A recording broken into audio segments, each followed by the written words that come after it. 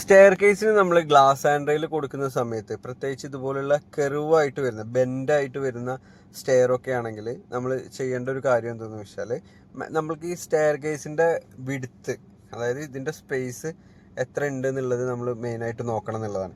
ഇത് ഓൾറെഡി നമ്മൾ ഈ കെർവായിട്ട് ബെൻഡായിട്ട് സ്റ്റെയർ കേസ് ചെയ്യുന്ന സമയത്ത് നമുക്ക് അതിൻ്റെ വീതി കുറച്ച് സ്റ്റെപ്പിൻ്റെ സ്പേസ് കുറച്ച് കുറവായിട്ടാണ് ഓൾറെഡി ഉണ്ടാവുന്നത് ഈ കെർവ് വരുന്ന സമയത്ത്.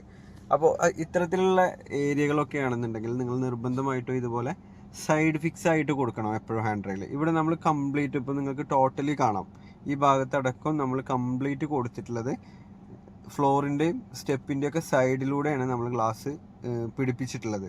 അതിൻ്റെ ഫിറ്റിങ്സൊക്കെ സൈഡിലാണ് കൊടുത്തിട്ടുള്ളത്.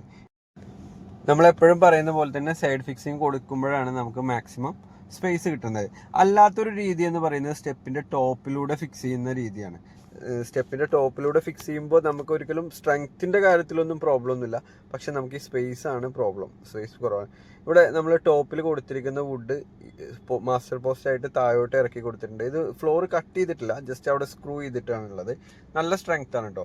പിന്നെ നമ്മൾ ഈ സൈഡിൽ കൊടുക്കുന്നത് ഇതുപോലെ SS-ൻ്റെ 304 ഗ്രേഡിൽ വരുന്ന, അതായത് തുരുമ്പൊരിക്കലും പിടിക്കാത്ത രീതിയിലുള്ള സ്റ്റെയിൻലെസ് സ്റ്റീലിൽ 304 ഗ്രേഡിലുള്ള ഫിറ്റിങ്സുകളാണ് ഉപയോഗിച്ചിരിക്കുന്നത്.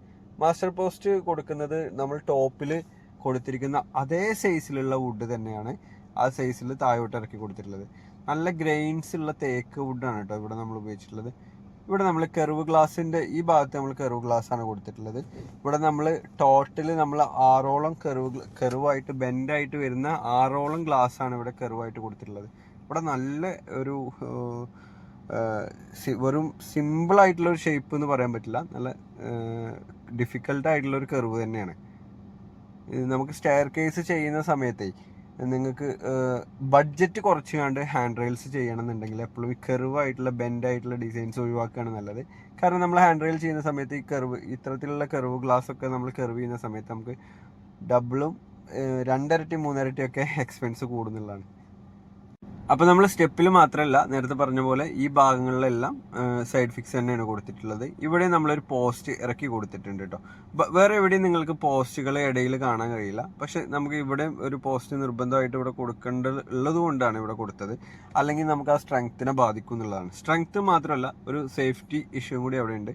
നമ്മൾ അതിലൂടെ നടന്നു പോകുമ്പോൾ സാധനങ്ങളൊക്കെ ഗ്ലാസ്സിൽ ടച്ച് ആയിട്ട് അതിൽ ആ ഷാർപ്പ് നമുക്ക് നമ്മളുടെ ഡ്രസ്സ് കാര്യങ്ങളൊക്കെ കൊളുത്തി വലിക്കാനുള്ള ചാൻസ് ഉണ്ട്. അതുകൊണ്ടാണ് അത്തരത്തിൽ അവിടെ കൊടുത്തിട്ടുള്ളത്. ഇതിൻ്റെ ഒരു ഗ്രെയിൻസ് കണ്ടില്ലേ നിങ്ങൾ, തേക്കിൻ്റെ. ഇത് ഇപ്പോൾ ഫൈനൽ പോളിഷിങ് കൂടി ഇതുമ്പോൾ ചെയ്യാനുണ്ട്. പോളിഷിങ് സ്കോപ്പ് എപ്പോഴും നമ്മൾ ക്ലൈൻ സ്കോപ്പിലാണ് കൊടുക്കാറുള്ളത്. നമ്മൾ ഗ്ലാസ് ഫിക്സ് ചെയ്തുകൊണ്ട് വുഡ് കാര്യങ്ങളെല്ലാം ഫിക്സിങ് മാത്രമാണ് നമ്മൾ ചെയ്യാറുള്ളത്. ഫൈനൽ പോളിഷിങ് എപ്പോഴും ക്ലൈൻ സ്കോപ്പിൽ ക്ലൈൻ്റാണ് ചെയ്യാറുള്ളത്. അപ്പോൾ ഇവിടെ ഫൈനൽ പോളിഷിങ് നടന്നുകൊണ്ടിരിക്കുകയാണ് കേട്ടോ.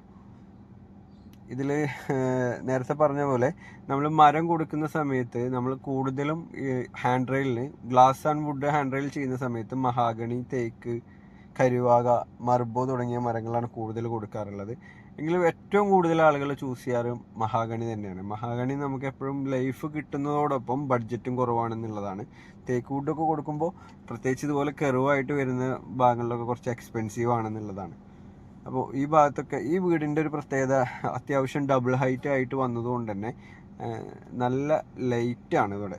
മാത്രമല്ല ഈ സ്റ്റെയർ കേസും ഈ ഒരു ഹാൻഡ് റെയിൽ ഇവിടെ മാച്ചിങ് തന്നെയാണ്. നമ്മൾ ഓരോ വീടിൻ്റെ സ്റ്റെയറിനെ നോക്കിയിട്ടാണ് അവിടെ ഹാൻഡ് റെയിൽ ഏതാണെന്നുള്ളത് നമ്മൾ ഡിസൈൻ ചെയ്യേണ്ടത്. മാത്രമല്ല ഇവിടെ പുറത്ത് നമ്മൾ ഔട്ട് സൈഡിൽ മുകളിൽ ബാൽക്കണിയിൽ നമ്മൾ സ്റ്റെയിൻലെസ് സ്റ്റീലിൻ്റെ ഒരു ടോപ്പ് റെയിലും ടഫൺ ഗ്ലാസ്സുകൾ ഉപയോഗിച്ചിട്ടുള്ള ഒരു ഹാൻഡ് റെയിലാണ് ചെയ്തിട്ടുള്ളത്. ഇവിടെ നമ്മൾ സൈഡ് ഫിക്സിങ് അല്ല കൊടുത്തിട്ടുള്ളത്, ഫ്ലോർ ഫിക്സിങ് ആയിട്ടാണ് കൊടുത്തിട്ടുള്ളത്. ഫ്ലോറിൻ്റെ മുകളിലായിട്ടുള്ള രീതിയിലാണ് ഫിക്സിങ് കൊടുത്തിട്ടുള്ളത്. ഇവിടെ നമ്മൾ ഈ ഫിറ്റിങ്സ് ഇതിന് കൊടുത്തിരിക്കുന്ന ഈ ഫിറ്റിങ്സിന് നമ്മൾ സ്പൈഗോട്ട് ഫിറ്റിംഗ് എന്നാണ് പറയുക. 6 ഇഞ്ച് സൈസ് ഉണ്ട്, 6 ഇഞ്ച് അല്ലെങ്കിൽ 4 ഇഞ്ചൊക്കെ സൈസിലാണ് കൂടുതൽ സ്പൈഗോട്ടുകൾ കിട്ടുക.